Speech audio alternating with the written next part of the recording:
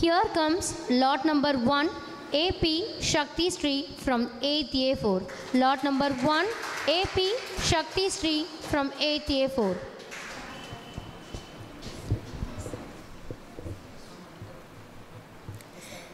சங்கம் கண்டவளே, தமிழாய் வென்றவளே, சந்தம் நிறைந்தவளே, தானாய் பிறந்தவளே, எங்கள் வள்ளுவன் இளங்கோ கம்பன் ஈயழிசை நாடகம் இலக்கியம் தந்தவளே, பொங்கி பெருகி வரும் புதுப்புணல் நடையழகே, பூவின் மணத்தேனே, புதுமைக்கொரு பாவாய், மங்கா ஒளி விளக்கே, மாந்த முதன் மொழியாய் மலர்ந்தாய், என் தமிழ் தாயே உனக்கு முதல் வணக்கம், அவையோருக்கு வணக்கம்.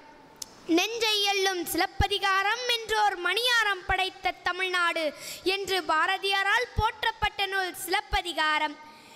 இந்நூல் ஐம்பெரும் காப்பியங்களுள் முதன்மையான நூலாக தமிழில் படைத்த முதல் பெரும் காப்பியமாக திகழ்கிறது.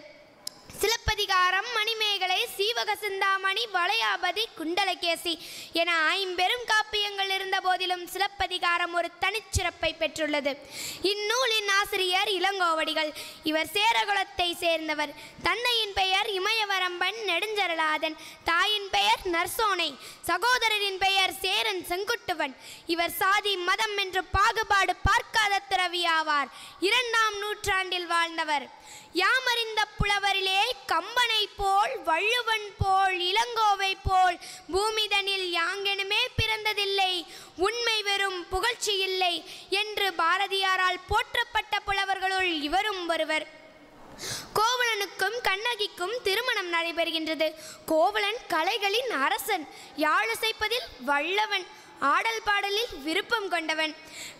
பூம்புகாரில் ஆடலரசியாக திகழும் அழகு பாவை மாதவியின் நிகழ்ச்சியை கண்டு மனமயங்கி மாதவியோடு சேர்ந்து வாழத் தொடங்குகின்றான். பின்பு மாதவி மிகவும் ஆடம்பரமாக வாழ்ந்ததால் கோவலனுடைய மொத்த செல்வமும் கரைந்தது. பின்பு மாதவியை வெறுத்து கண்ணகியை வந்தடைகின்றான். இழந்த பொருளை மீண்டும் ஈட்ட கண்ணகியின் காற்சிலம்பை கொண்டு மதுரைக்கு செல்கின்றான். அப்பொழுது ஒரு பொற்கொல்லனிடம் அச்சிலம்பை காட்டுகின்றான். அப்பொற்கொல்லனோ அரசியின் சிலம்பை திருடியவன்.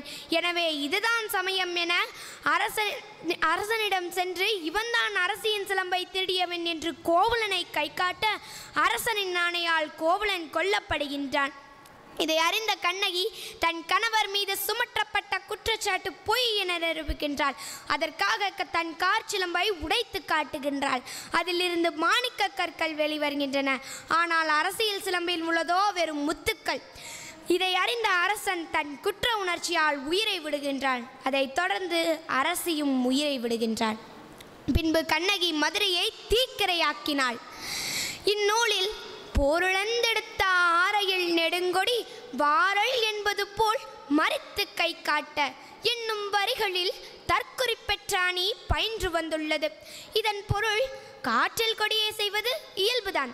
ஆனால் பின்னாளில் கோவலன் இங்கு கொல்லப்படுவான் என்பதை அறிந்த அந்த கொடியானது வராதே வராதே என்பது போல மறித்து கை காட்டுவதாக தன் குறிப்பில் அதை ஏற்றி கூறியிருக்கும் இளங்கோவடிகளின் பெருமை ஆஹா அற்புதம்! என்ன சிறப்பு, என்ன சிறப்பு! இதை பாராட்டாமல் இருக்கவா முடியும்? இந்நூலில் இவ்வரிகளே என்னை மிகவும் கவர்ந்துள்ளது. இந்நூல் சங்க காலத்திற்கும் தேவார காலத்திற்கும் இடையில் எழுதப்பட்டதால் சமண காப்பியமாகும். அரசனையும் கடவுளையும் மட்டுமே தலைவனாக கொண்டு பாடல் இயற்றப்பட்ட அந்த காலத்தில் கோவலன் என்கிற சாதாரண குடிமகனை தலைவனாக கொண்டு இயற்றப்பட்ட முதல் காப்பியம் சிலப்பதிகாரம். 3 காண்டம் மற்றும் 30 கதைகளை கொண்டது. சிலம்பு கூட்டல் அதிகாரம் சிலப்பதிகாரம் கண்ணகியின் காற்சிலம்பை மையமாக கொண்டு எழுந்தது. மண்ணாசை தவிர்க்க மகாபாரதம், பெண்ணாசை தவிர்க்க ராமாயணம், பொன்னாசை தவிர்க்க சிலப்பதிகாரம்.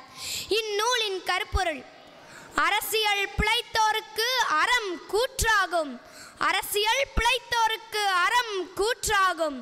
உரைசால் பத்தினியை உயர்ந்தோர் ஏத்துவர், உரைசால் பத்தினியை உயர்ந்தோர் ஏழ்த்துவர். ஊழ்வினை உறுத்து வந்து ஊட்டும், ஊழ்வினை உறுத்து வந்து ஊட்டும். ஒரு பானை சோற்றுக்கு ஒரு சோறு பதம் போல இவ்வொரு வரியே போதும் சிலப்பதிகாரத்தின் பெருமை சொல்ல. மாதா பிதா குரு தெய்வம். பேச பழக்கிய மாதாவுக்கும் பேச்சு பிழை நீக்கிய பிதாவுக்கும் பேச்சு நாகரீகம் கற்றுக் கொடுத்த குருவுக்கும் இந்த பேச்சு போட்டியில் எனக்கு வாய்ப்பளித்த தெய்வத்திற்கும் என் மனமார்ந்த நன்றிகள். நட்சத்திரத்திற்குறிவை. நீ மரத்தை சுட்டாலும் பரவாயில்லை என்பார்கள். குறிவைப்பதே முக்கியம். நான் நட்சத்திரத்திற்குறி வைத்தேன். சுட்டது மரமா அல்லது நட்சத்திரமா என்பது நடுவர் அவர்களுக்கு தெரியும். நட்சத்திரத்திற்குறி வைக்க முயற்சி செய்வேன், நிலையில் பயிற்சி செய்வேன். காலமோ சுருக்கம், கருத்தோ பெருக்கம். இனியும் நான் பேசினால் ஏற்படும் சுணக்கம். பேசி முடிக்கிறேன். வணக்கம். ஐம்பெருங்காப்பியம் பற்றி அதில் ஒன்றான சிலப்பதிகாரத்தை பற்றி அழகாக இன்னும் கூற வேண்டுமானால், சிலப்பதிகார நாடகத்தை நேராக பார்த்தது போன்ற ஒரு தோற்றத்தை தன் கருத்தின் வாயிலாக எடுத்து கூறிய சக்திஸ்ரீக்கு பாராட்டுக்கள்.